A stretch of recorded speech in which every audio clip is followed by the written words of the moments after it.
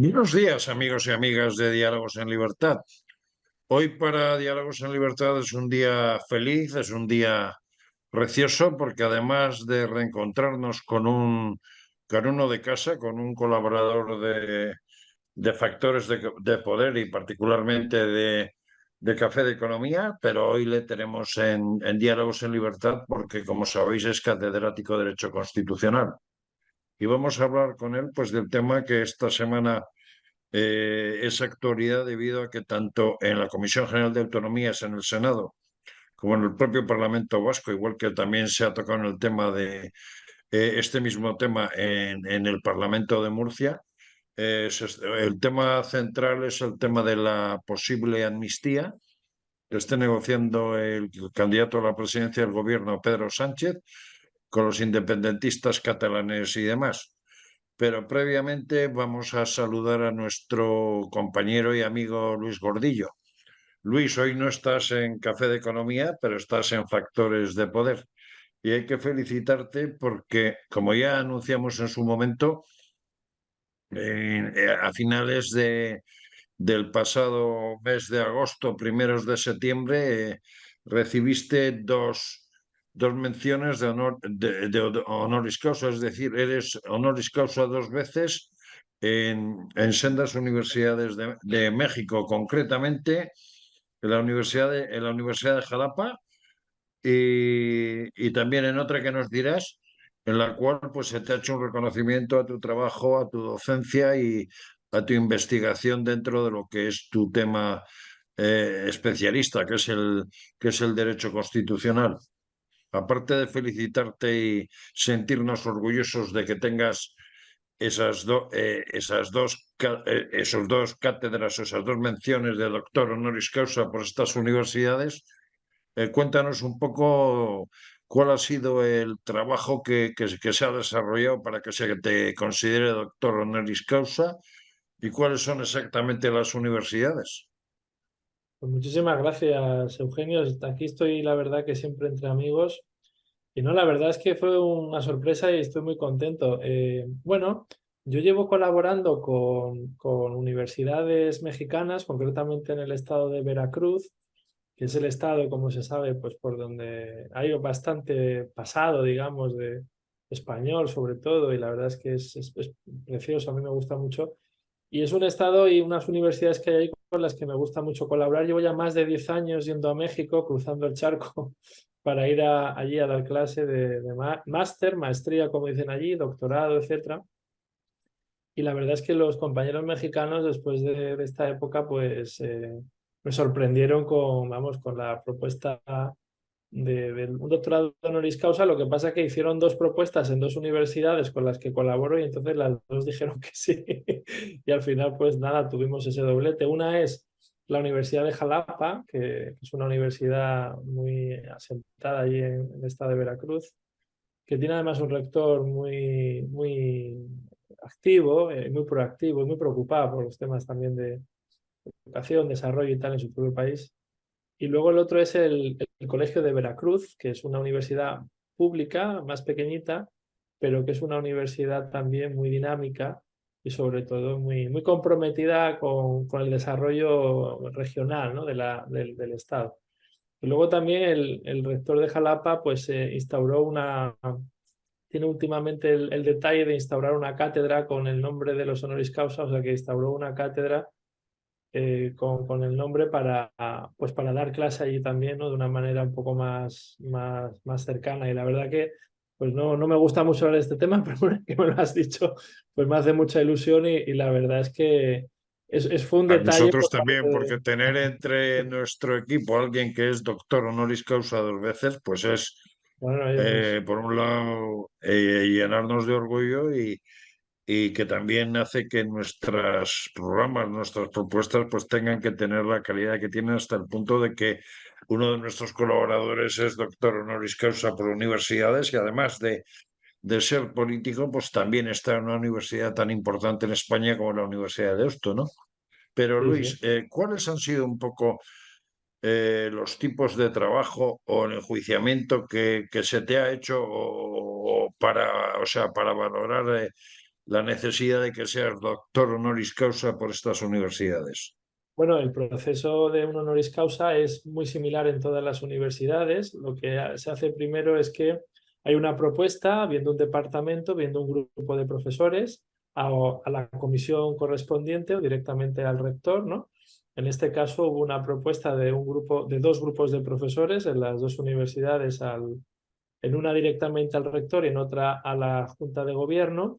Y entonces ahí lo que hacen es examinar un poco pues, el currículum de la persona propuesta, etcétera, y se hace, y bueno, y te miran el currículum, te miran la trayectoria, te miran sobre todo también un poco pues el compromiso que hayas tenido también con la universidad, las líneas de investigación que también tú hayas seguido. En mi caso, pues yo he trabajado mucho los temas de la teoría del Estado. He trabajado el tema de la integración europea, pero también integración digamos, estructuras o organizaciones internacionales de carácter económico. Y luego también estudia mucho el tema de lo que se llama la constitución económica, ¿no? Entonces, bueno, pues esos temas interesan mucho allí porque son temas también que tienen que ver con el desarrollo local y el desarrollo económico. Y lo cierto es que estos temas de control de las finanzas públicas también a ellos les interesa muchísimo porque lo cierto es que en México esto es una cuestión que está también pendiente. La libre competencia es otro tema que también he tratado desde la perspectiva constitucional. Y bueno, ya me conoces, ya sabes que soy un liberalote, ¿no? Como me dicen a mí en el gremio aquí en España, porque Sí. no es muy habitual que los profesores de Derecho Constitucional se dediquen a temas que tocan, ¿no? Con el aspecto económico. Entonces, yo soy un gran defensor de un constitucionalismo económico que entiende la libre competencia como un componente fundamental de lo que es el sistema económico que tiene España o que debe tener España, porque yo creo que aquí tenemos mucho recorrido por delante y sobre todo Europa, ¿no? Y la verdad es que ese ha sido un poco... Es un tema tan interesante que eso lo tenemos que abordar con tranquilidad y hacer un debate un día de estos en Café de Economía, pero va a tener que ser un poquito más adelante porque ahora las cosas están complicadas tanto desde el punto de vista económico como desde el punto de vista constitucional. Sí, sí. Antes de empezar con el tema fundamental que vamos a tocar a lo largo del programa, sí te preguntaría, vamos a ver, tú perteneces a una universidad como la Universidad de Deusto, aparte de ser diputado en el Parlamento Vasco, que suele hacer muchas publicaciones, suele publicar también estudios, libros y demás de sus profesores. En este caso, nuestros televidentes pueden encontrar publicaciones tuyas desde el punto de vista de libros, estudios, trabajos, ensayos, dentro de lo que puede ser Ediciones Deusto, que es la editorial marca de la universidad en la que fundamentalmente te dedicas.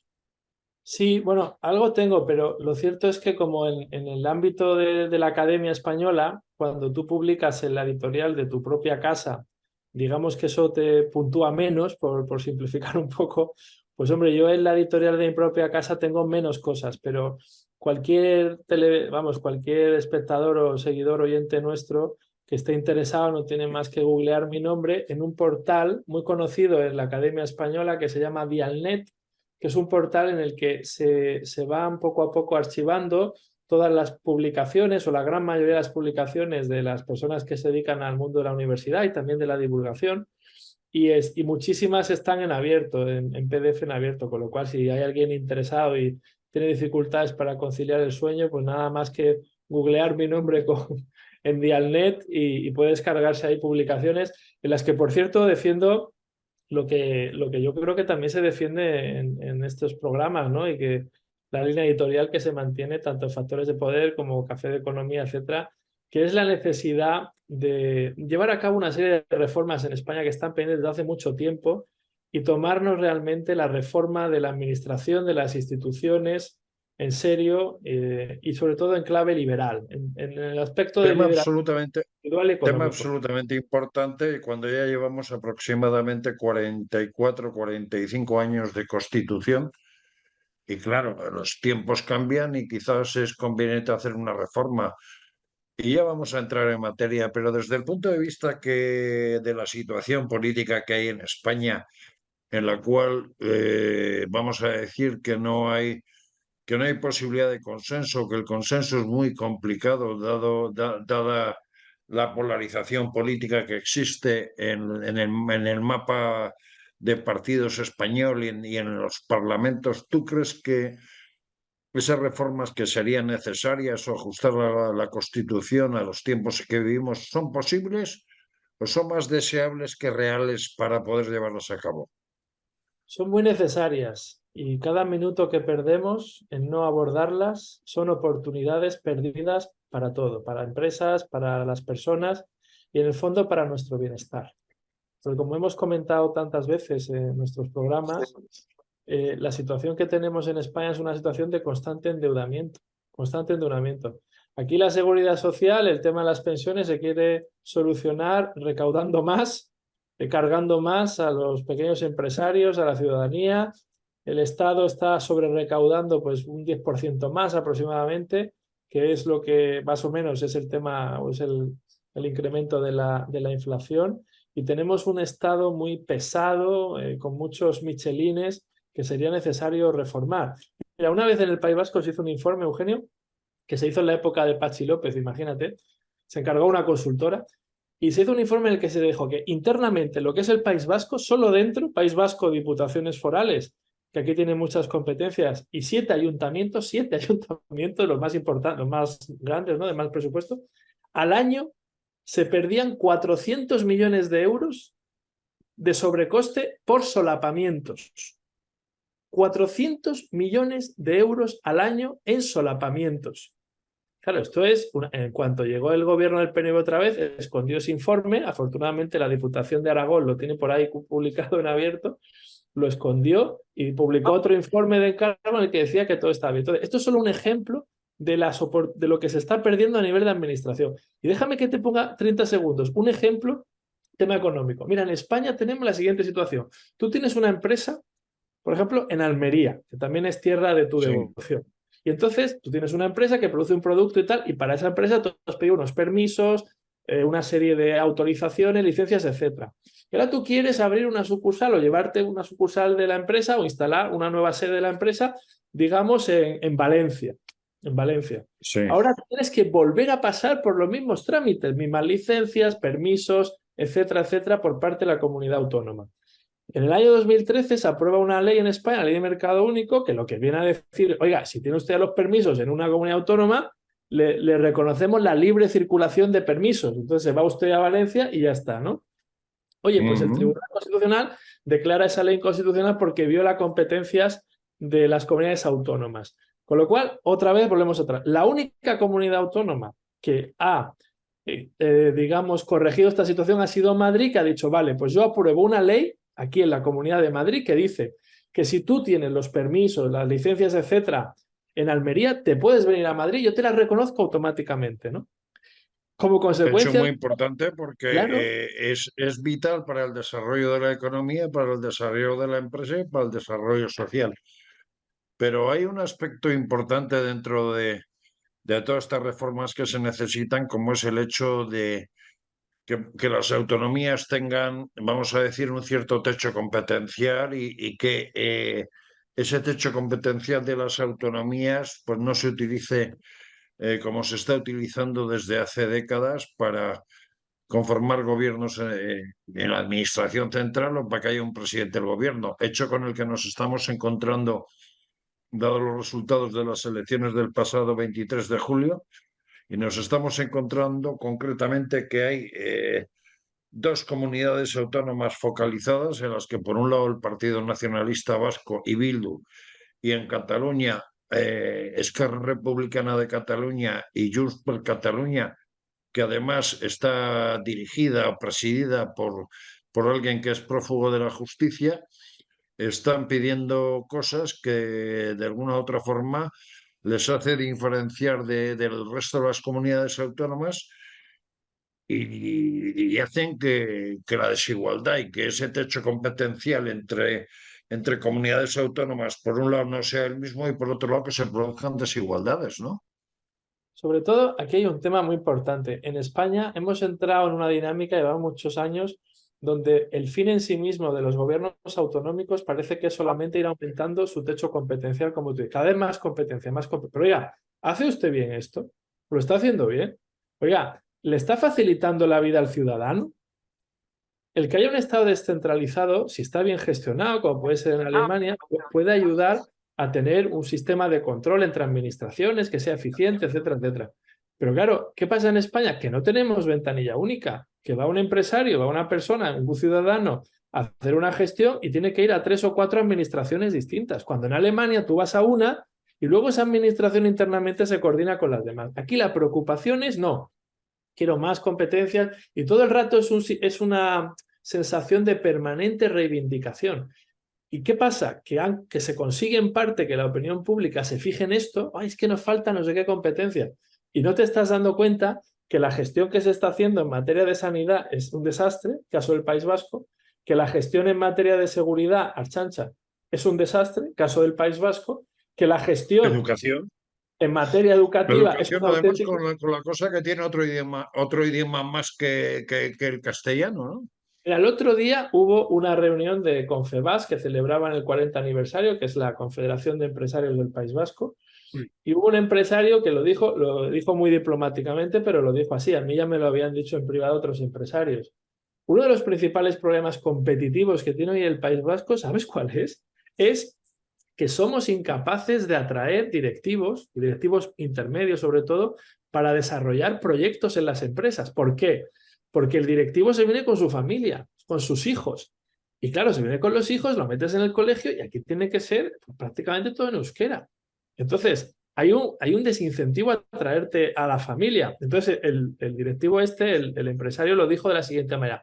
Es que faltan colegios internacionales en Euskadi, colegios internacionales privados, que es verdad que hay unos cuantos, muy poquitos.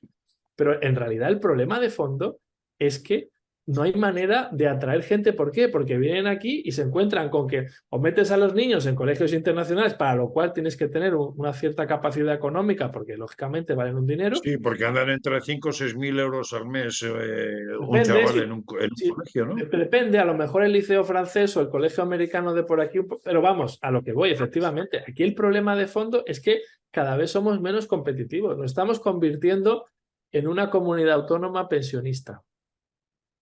Y aunque luego hablaremos del País Vasco, yo quiero pasar al tema matriz y al tema vital que se está discutiendo ahora para la conformación de un gobierno y centrándonos concretamente en Cataluña.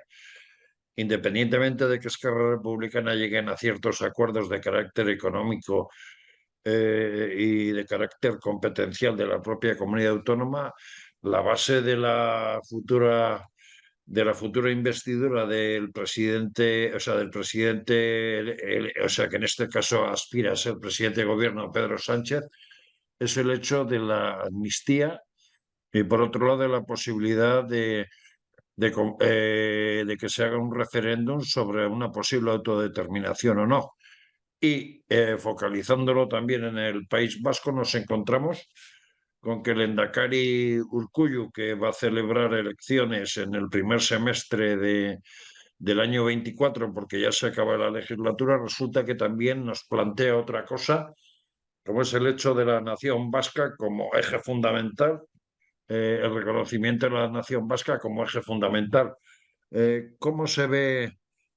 ¿Cómo se ve de alguna manera que las reivindicaciones en sí pues sean un poco fuera de la Constitución? Porque la nación vasca no está reconocida en la Constitución española, sí, vamos a decir el término de nacionalidad o región vasca, y por otro lado en Cataluña, pues el hecho de la amnistía y la autodeterminación y ese posible referéndum tampoco está reconocido desde la perspectiva de que la Constitución nos señala que para poder llevar a cabo un referéndum sobre alguna modificación estructural de una autonomía desde el punto de vista de su capacidad política, pues tiene que pasar por un referéndum por todos los españoles, ¿no? Entonces, el ciudadano de a pie, ¿qué puede decir? ¿Por qué se plantean cosas que de alguna manera no están, no están establecidas en la Constitución? Con eso no estamos destruyendo lo que es el Estado de Derecho. Sí, evidentemente. Aquí hay dos temas. Aquí hay un tema que es el de las reivindicaciones de los nacionalistas, que en el fondo son cortinas de humo ante su propia obsolescencia. Es decir, los partidos nacionalistas están ya obsoletos como ideología, evidentemente, hoy en día. Lo que pasa es que necesitan, para mantener su propia existencia, necesitan mantener viva esa llama de la permanente reivindicación. Y se van inventando cosas. En el País Vasco se publican siempre unas listas de no, es que tenemos estas transferencias pendientes. Se van produciendo transferencias y aparecen otras nuevas que están pendientes. O sea, siempre hay transferencias pendientes. Pero aquí el problema de fondo, porque si nuestros oyentes se acuerdan, el tema de Cataluña, bueno, pues estaba ahora, no digo que bien ni mucho menos, pero digamos que se oía un poquito menos en lo que era la política nacional. Oye, de repente han sido necesarios los votos de Junts para Pedro Sánchez. Los votos, insisto, de una persona que es que él dijo que lo iba a llevar ante la justicia. Primero dijo también, y no lo va a llevar, primero dijo también que no, que bueno, vamos a modificar el delito, pero lo acaba modificando. Luego dice que bueno, que el indulto bueno, lo acaba indultando. Luego dice, bueno, el indulto no, la amnistía, la amnistía. Y luego que lo siguiente que va a ser el referéndum. Todo con tal de ser investido presidente. ¿Pero por qué su propio partido le deja? Esta es la gran pregunta. Pues porque hay muchos intereses. Hay muchos intereses cuando se está en un gobierno, lógicamente, se tiene capacidad digamos, de colocar, digamos, entre comillas, y esto es lo que quiere el Partido Socialista hoy en día, el País Vasco es así, y sobre todo en el resto de España también, es una gigantesca máquina de colocar a gente, y eso es lo que pasa. Y por eso nadie se está moviendo. Y por eso Si solamente... te parece, vamos a ir analizando punto por punto. Vamos a ver. La Constitución española no reconoce el derecho a una amnistía, porque, a ver, se supone que para dar una amnistía tiene que pasar algo tan importante como sucedió después de la muerte del dictador en 1975, cuando se estableció la democracia y se creó una constitución, se dio una amnistía porque era un cambio de régimen. Esa amnistía que de alguna forma pretende Puigdemont, se supone, y vamos, según dicen juristas, a ver qué nos cuentas tú, se supone que esa amnistía no puede estar centrada exclusivamente en los casos de las personas que actuaron ese famoso 1 de octubre de 2017, en el que se produjeron unos hechos que de alguna forma vulneraban el Estado de Derecho y que dieron lugar, por un lado, a que se produjera un referéndum ilegal, por otro lado, a la huida de Puigdemont en un capó de un coche a Bruselas. Y hay que tener en cuenta que esos hechos dieron lugar a unos juicios que además que se acabaron con condenas y todo esto. Desde esa perspectiva, hay dos circunstancias que pueden parecer extrañas y que es bueno que la gente las conozca. Por mucho que se haya quitado el delito de sedición, por mucho que se haya quitado el delito de malversación de fondos, que en sí mismo es un delito que solo afecta prácticamente a los políticos porque son los únicos que pueden andar con fondos públicos. Entonces, desde esos dos aspectos, se puede decir que un hecho juzgado y condenado, por mucho que se elimine el delito, siempre quedará ahí, ¿no? Esa sentencia y esa decisión del tribunal. Entonces, ¿cómo se explica de que si, por ejemplo, el presidente de Esquerra Republicana, Junqueras, otra serie de diputados que han sido condenados y han pasado prisión, me refiero independientemente del indulto, que ya sabemos que el indulto anula las penas, pero la sentencia y el hecho delictivo queda ahí. Aquí podemos tener situaciones muy esperpénticas. Vamos a ver, brevemente. Una cosa, como tú bien has dicho, Eugenio, es el indulto y otra la amnistía. Amnistía es olvidar el delito. El delito no existió, se olvida el delito. Eso es la amnistía. Y por tanto, no se persigue, no se procesa a nadie, y si alguien ha ido a la cárcel por eso, ahora vemos cómo se solventa. Y el indulto es una persona que ha delinquido, ha tenido un juicio con todas las garantías, ha estado en prisión, el gobierno, por la razón que sea, decide excepcionar a esa persona del cumplimiento de la pena, asumiendo una responsabilidad política, un desgaste político, etc. A mí que Pedro Sánchez o que un presidente indulte a una de estas personas me puede parecer muy mal, aberrante, políticamente totalmente censurable. Pero es una persona que ha sido procesada conforme a las garantías constitucionales, encontrada culpable, ha tenido una pena y luego ya el gobierno decide indultarla. Pero digamos que esa tacha, esa censura de ese comportamiento está ahí. La amnistía lo que implica es que esa persona no pasa por ese trance.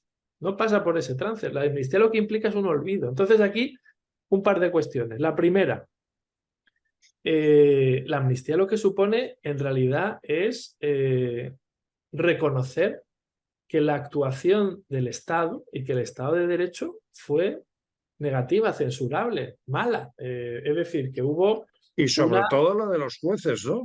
Por supuesto.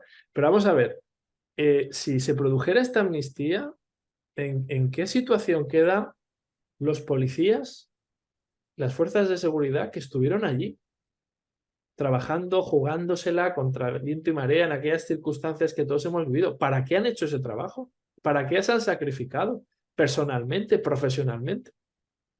Los jueces, todo el trabajo también que han hecho los jueces como garantes del Estado de Derecho. La propia sociedad, es decir, bueno, en fin, todo esto.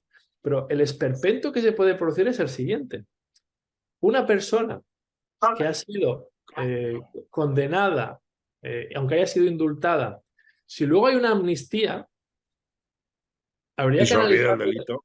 claro, y si hubiera una amnistía, a lo mejor esa persona ahora tiene la capacidad de demandar al Estado por responsabilidad, que eso puede ser el esperpento. O sea, habría que mirar bien cómo queda jurídicamente la historia.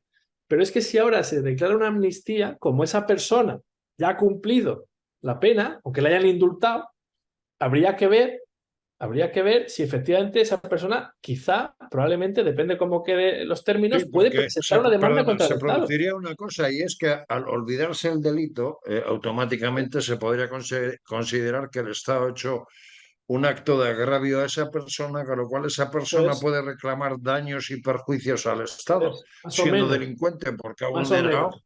ha Eso vulnerado es. la Constitución, ha vulnerado el Estado de Derecho, Eso es, ¿no? más o menos. Habría que ver cómo queda, pero más o menos, efectivamente. O sea, ese es el esperpento, Eugenio, con el que nos podemos encontrar.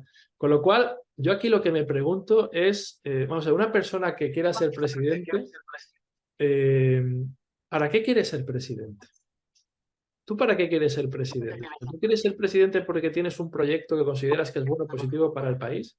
¿Estás dispuesto realmente a colocar, avergonzar a tu país, colocar a tu país, a tu sociedad en esta situación? Porque los propios votantes del Partido Socialista son conscientes. Lo que pasa es que, bueno, pues ya como el presidente del gobierno en funciones pues hace estas cosas, pues ya la gente también se acostumbra a mirar para otro lado, ¿no?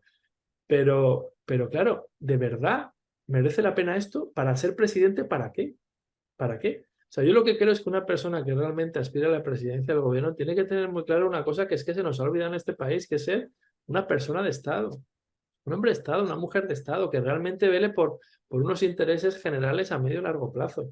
Y aquí lo que estamos viendo todos, lo que estamos viendo todos, los propios, los extraños, es esa absoluta obsesión que tiene Pedro Sánchez con ser investido presidente a toda costa, pactando con Sí, quien sea. por el poder, o sea, lo demás parece que le importa poco, ¿no? Es que, Eugenio, ya nos hemos olvidado, ya hemos normalizado en nuestra mente colectiva, en el imaginario colectivo, el blanqueamiento de Bildu.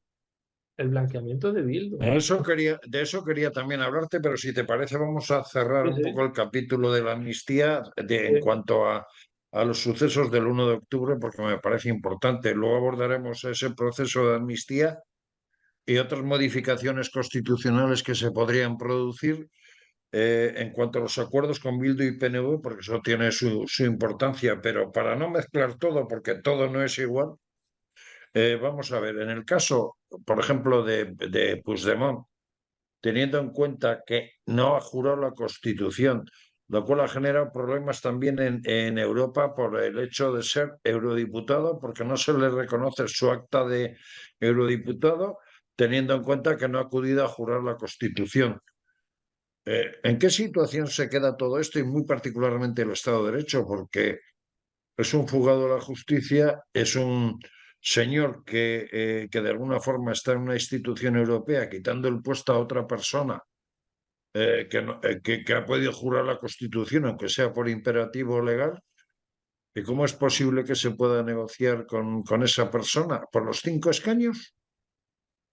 ¿O por los siete Totalmente. escaños que Los tiene? 7 escaños, sí. Pero a eso es a lo que hemos llegado, Eugenio. Es decir, lo preocupante de esto realmente es, digamos, el odio gratuito que el presidente del gobierno en funciones, Pedro Sánchez, y su partido también, están insuflando en la población. Ese odio gratuito hacia el Partido Popular.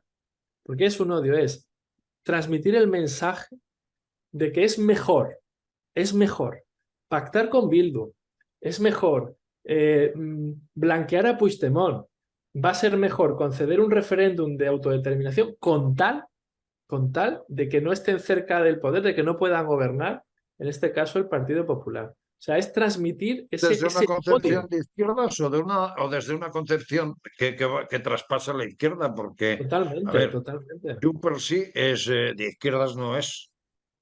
Es que yo estoy Esquerra en Cataluña, Republicana sí. hay que, Por ejemplo, en el claro. caso vasco, el PNV, aunque ellos dicen que ahora que sí, pero el PNV de izquierdas no es. Bildu PNV sí. tiene un problema porque la mayoría de los votantes del PNV identifica, bueno, ahí están más o menos mitad y mitad, ¿no? Pero muchos, la mitad más o menos identifica al PNV, los más mayores, digamos, por un partido conservador de derechas, de Dios y leyes viejas, que era esto. Y no hay más que leer a Sabino Arana y no hay más que ver, en fin, lo que ha defendido. Lo que pasa es que el PNV tiene una... y ahora se reclama socialdemócratas, de izquierdas, hacer la política económica Progresistas, de cosa Podemos. o sea, te Sí, dicen que son social cristianos, por eso, pero el Jangoicoa, que quiere decir Dios, exactamente. y la ley antigua, Eso que eso es. sería el lema del PNV traducido desde su fundación hasta la fecha, es muy difícil de compaginar con la manera de actuar que tiene el PNV de ahora, ¿no? Pasa que el PNV tiene una capacidad de... Es decir, el PNV tiene votantes y tiene fans. Entonces, como un equipo de fútbol. Entonces, tiene una gran cantidad, sobre todo en Vizcaya, digamos, de fans que le van a votar. Yo he hablado con muchos de ellos, ¿eh? Porque no alcanzo a entender cómo un partido que ya se declara socialdemócrata, de izquierdas, que hace la política económica de Podemos, que se están viendo las cosas, que se han negado por todo, vamos, por todos los medios a un mínimo apoyo a Feijóo para que sea presidente. Es decir, yo he hablado con muchos militantes, votantes, etcétera, del PNV, pero tú conoces la sociedad vasca, es una sociedad muy pequeñita, y te lo reconocen en privado, pero dicen que es su partido y que ellos lo van a seguir votando porque lo han votado. Incluso te llegan a decir que Pedro Sánchez es muy peligroso, pero como el Sí, Partido eso es. Popular tiene Claro, claro. ciertas connotaciones con Vox, podría ser una implosión política en el País Vasco el hecho de que ellos apoyaran al PP en Madrid, o en este caso Alberto Núñez Feijóo. Si te parece, siguiendo un poco con las reivindicaciones o con las negociaciones que Pedro Sánchez puede seguir haciendo, no hace muchos días, después de esa foto dura, esa foto para muchos incomprensible de ver a un presidente de gobierno con una persona que ha sido condenada a un año de prisión por razones de terrorismo. Concretamente estoy hablando de la portavoz de Bildu en el Congreso de los Diputados de Merche con CH, que era como ella firmaba antes, y no con TX como firma ahora, Merche Burúa. Eso es. Una de las razones que ellos expresan es que Bildu va a hacer todo lo posible para impedir el paso al Partido Popular y que están dispuestos a lo que sea para que eso no se produzca y hasta el momento son los únicos que apoyan a Pedro Sánchez. ¿Cómo se entiende eso? Bueno, eso se entiende Porque además luego tienen reivindicaciones en las que piden la plurinacionalidad, piden el reconocimiento de la nación vasca y otro tipo de cosas que no están establecidas en la Constitución, porque, por ejemplo, con el aspecto de la plurinacionalidad, la Constitución dice que en España hay 17 comunidades autónomas que son regiones o nacionalidades. Hay varias específicas que tienen incluso reconocidos derechos históricos y otras también están reconocidas por su idioma. Pero el término plurinacionalidad no está establecido en la Constitución. Bueno, Y porque, o sea, pero hay quien dice incluso de que, aunque no está establecido, puede ser válido. ¿Cómo se conjuga eso, Luis? a ver, es que no está establecido y por tanto la Constitución no habla de plurinacionalidad, el concepto de nación tiene que ser único, la nación es el pueblo que es el titular de la soberanía, que es la que se dota a sí mismo de una constitución, un texto constitucional, y lo de introducir los conceptos Conocer los de conceptos de nación, nación foral, que dice el actual Lehendakari, plurinacionalidad, es solamente el paso previo paso. para luego, a continuación, justificar que como tú eres una nación diferenciada, tienes derecho a una constitución diferenciada, tienes derecho a un Estado diferenciado y tienes derecho a la independencia. Es decir, esto no es una cosa casual ni es una cosa inocente, porque, insisto, la metodología de los nacionalistas siempre es igual, es cansar hasta producir el agotamiento del contrario, hasta que mucha gente de bien acaba diciendo, oye, pues mira, que les den eso de la plurinacionalidad, oye, mira, es lo que están buscando. Lo que pasa es que ahí hay que ser firmes. Yo entiendo que es difícil y cansado, pero hay que ser firmes porque en el fondo la función del Estado y de la Constitución es mantener la igualdad entre todas las personas. Y si empezamos a permitir estas cosas, luego te va a llegar un particular y te va a decir, oye, yo esto de la independencia también la quiero, pero individual, ¿eh? Porque yo es que estoy cansado de pagar impuestos porque yo Sí, solo pago. pero también hay que explicar una cosa. Vamos a ver, la estructura orgánica administrativa, por llamarlo de alguna manera, del País Vasco a lo largo de, vamos a decir, siglo y pico, ha sido muy distinta al resto de España. Es decir, en el País Vasco no han existido provincias como se conoce, por ejemplo, en Andalucía, en Valencia, en Castilla-La Mancha y demás, sino que han existido territorios, que es la denominación que se le da a lo que en otros sitios se puede considerar provincia. ¿Por qué? Porque vamos a decir que cada territorio, en este caso Guipúzcoa, Vizcaya, Álava, Navarra, vamos a dejarlo aparte, aunque en el tema de Sánchez seguro que entre y veremos otro tipo de cosas con Navarra, pero es que Guipúzcoa, Vizcaya y Álava tienen en su diputado foral, vamos a decir, un Lendakari, o funciona como un Lendakari, porque son provincias con una gestión autónoma independiente una de otra, aunque luego tienen otros elementos que encardinan. Pero eso no Pues se puede llamar nación vasca, ¿no? eso es. Es que, vuelvo a insistir, uno en su fuero interno y en su casa y con su familia puede nombrar las cosas como quiera, pero lo que no tiene ningún sentido, ningún pase, es constitucionalizar o permitir la autodenominación y autodeterminación esta colectiva que te hace un grupo, en este caso el PNV, para el total de la población, robando un concepto que es simplemente un concepto, una construcción para justificar que el poder le pertenece al pueblo y el pueblo reunido es la nación que tiene unas características comunes, históricas, etcétera, comunes.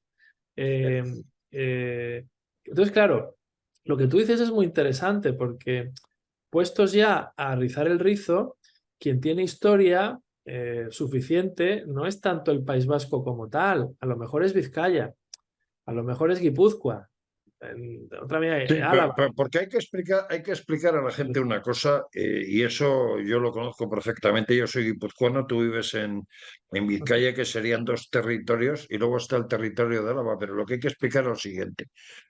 La Diputación Foral de Guipúzcoa, concretamente, era una representación de las comarcas de Guipúzcoa que solían reunir en el Alto de Meagas, muy cercano a San Sebastián, junto a un reloj, vamos a decir, los caciques de cada comarca para ir gestionando aquellos trámites administrativos de su zona, por ejemplo, para pasar comercio, etcétera, etcétera, etcétera.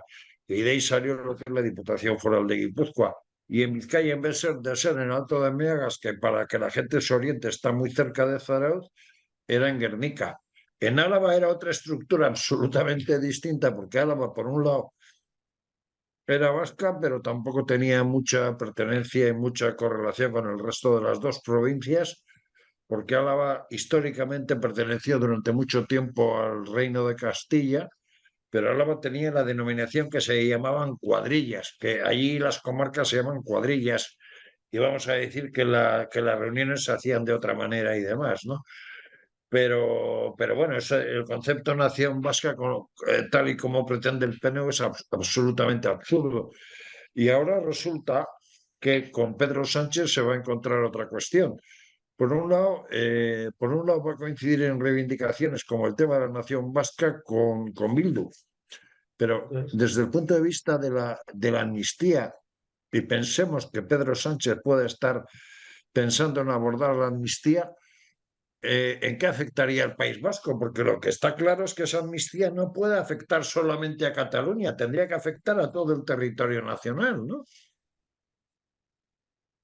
es que ese es el tema, hay que ver cómo queda finalmente redactado. Lo que se está planteando es simplemente, vamos, simplemente. Porque Lo una que, amnistía para un tema concreto de una zona concreta ya no sería, no es que sería anticonstitucional y tal, pero sería sí, ajeno al derecho desde el punto de vista de que no se puede amnistiar para una cuestión concreta, sino que toda esa amnistía afectaría a todo el territorio nacional. sí, afectaría a todo el territorio nacional. Lo que pasa que, por lo que parece, lo quieren centrar en una serie de delitos que son los que se cometieron en Cataluña. En el País Vasco en esa época no se cometieron, pero el problema es que rompiendo ya, digamos, este límite de la razonabilidad, de la democracia, de la convivencia, que es establecer una amnistía a la carta y a la medida de este señor simplemente porque te hacen falta unos cuantos votos para estar 3 días más en la Moncloa, porque luego hay que gobernar. Esto lo ha Está reconocido claro. el propio Lehendakari, no va a poder gobernar. Ahora mismo en el PNV hay una grandísima discusión interna entre dos facciones. Una de ellas liderada por el presidente del partido, que va con Pedro Sánchez a muerte, vamos, a lo que haga falta, y otra, no te voy a decir liderada por el Endacari, pero otra en la que se está viendo que la situación va a ser muy complicada, sobre todo porque, oye, es que no va a poder gobernar tampoco y vas a tener unas elecciones. Imagínate que consigue ser investido finalmente Pedro Sánchez por lo que sea. Es que no va a poder sacar una ley adelante, un proyecto adelante, nada adelante. Va a tener que ir Mm. vendiendo cachitos del Estado poco a poco y los cachitos del Estado se van a acabar en 2 días.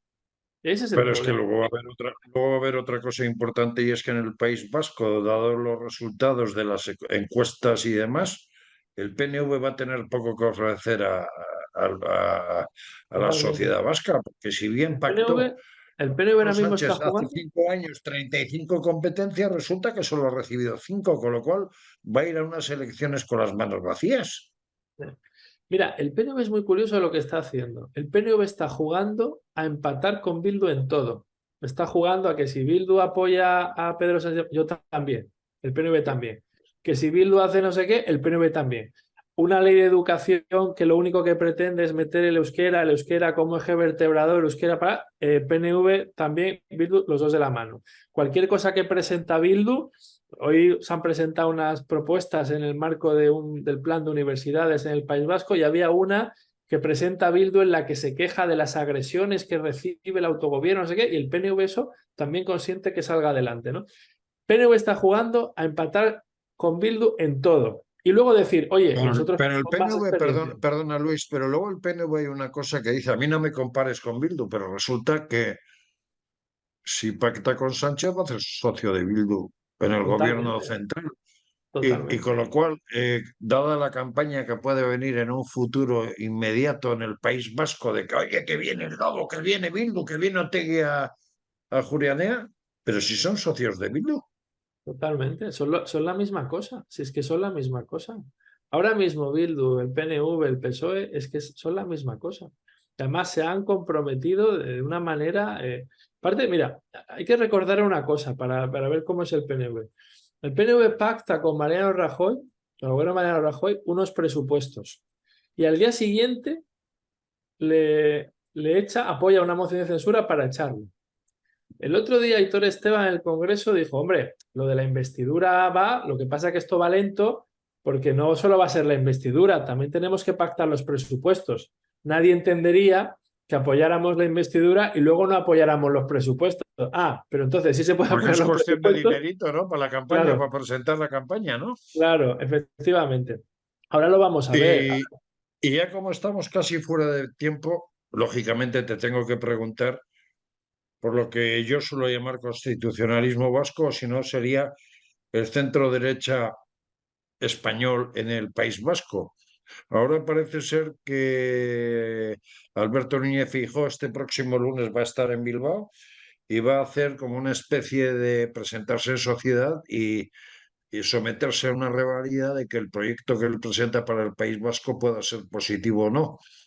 Sí. Pero ¿cuál es el papel del constitucionalismo vasco? Porque claro, en cuanto veamos que Otegi puede ser el próximo Lehendakari, todo el mundo va a obligar o va a pretender obligar al PP a que por razón de Estado vuelva a hacer otra operación como hizo en su día con Pachi López y apoye, por ejemplo, a Urkullu.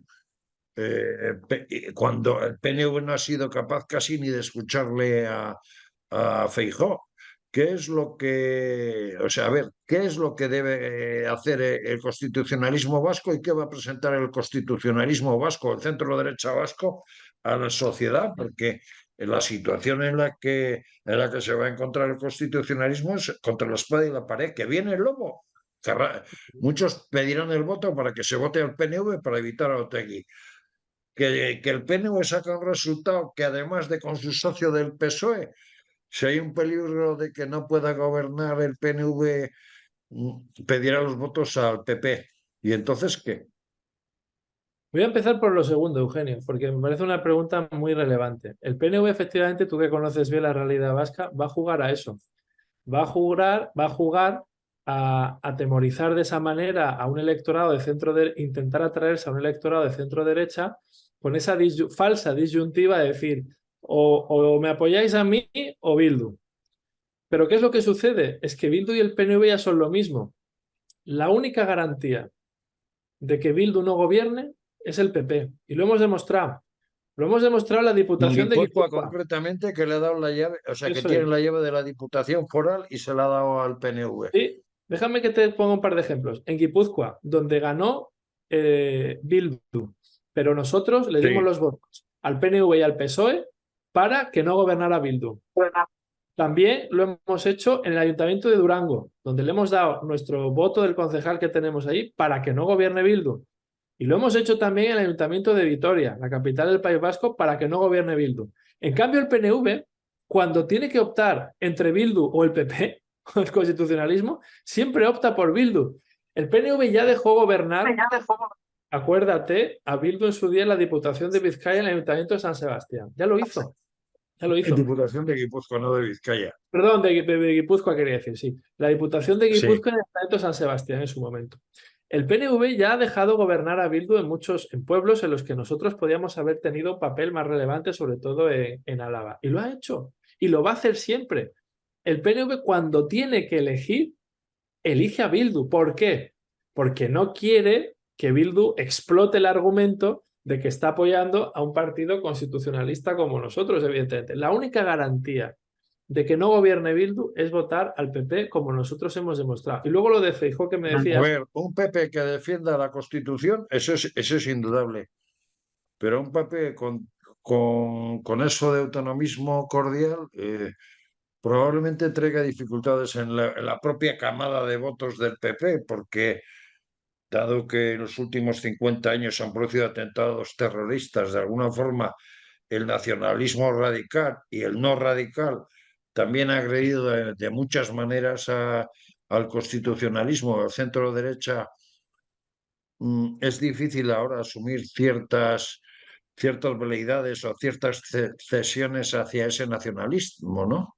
y a Digo desde lo que es nosotros, el planteamiento de un sí, votante sí, del PP, que mira, generalmente considera el PP una fuerza de choque contra el PNV y contra Bildu, ¿no? vamos, mayor fuerza de choque que el cordón sanitario que nosotros le tenemos hecho también a Bildu. Nosotros no votamos absolutamente ninguna iniciativa que plantee Bildu. No la votamos.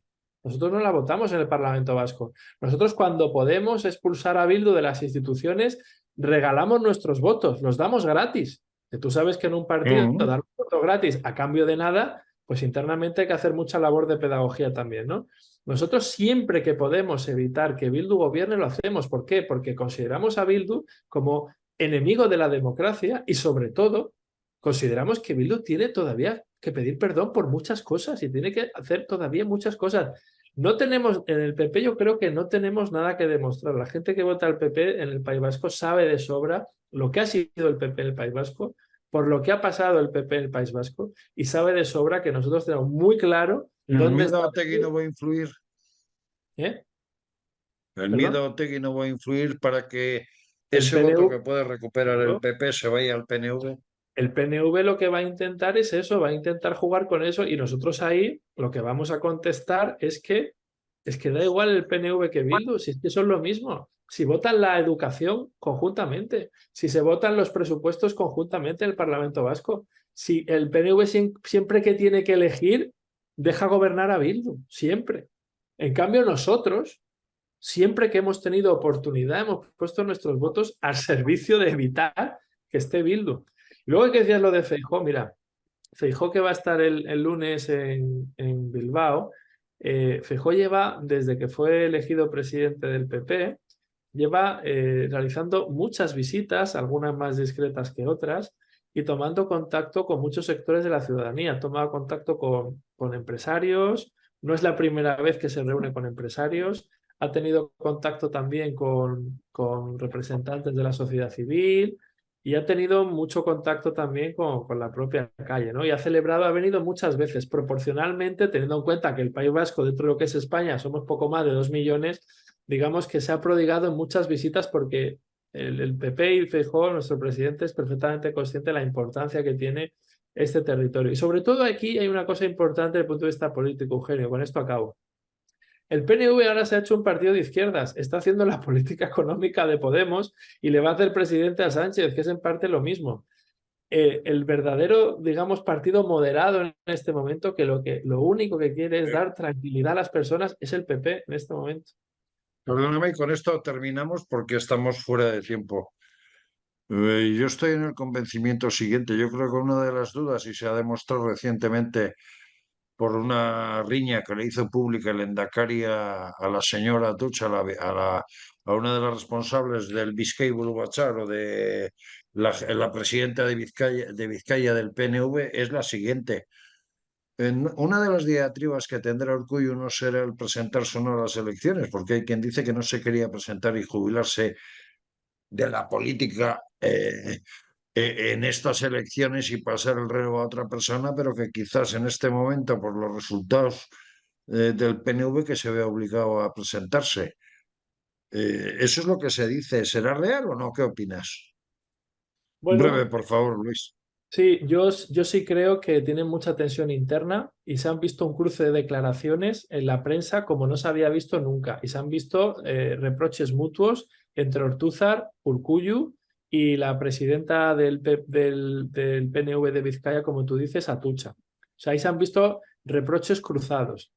Y yo creo que eso demuestra que están muy nerviosos, eso quiere decir que son conscientes de que están perdiendo bastante apoyo y van a intentar hacer lo que tú decías, que es alimentar el miedo a que viene Bildu para intentar atraerse a ese sector moderado al que han abandonado desde siempre. Y lo que hay que dejar claro es que en realidad el partido del sector moderado en este momento y la moderación y del progreso en el País Vasco es el PP, no es el PNV, no es Bildu, no es el PSOE, es el PP. Pues Luis Gordillo, nuestro querido y particular doctor honoris causa, que también lo tiene en Diálogos en Libertad y Factores de Poder. Es un placer volver a verte. Te esperamos muy pronto también en el otro programa, en Café de Economía, para hablar de temas de esa constitución económica que tú dices y para hablar del día a día. Gracias por estar aquí. Felicidades por ser doctor honoris causa y hasta muy, muy, muy, muy pronto. Y además tenemos que hablar muy largo y tendido sobre el tema de esas elecciones que vienen pronto al País Vasco y que constitucionalmente tendrán mucho que decir. Gracias, Luis, y amigos y amigas de Diálogos en Libertad. Para nosotros es una fortuna tener una persona como Luis Gordillo, pero os esperamos la semana que viene con otro tema que esperemos que sea de vuestro interés. Gracias.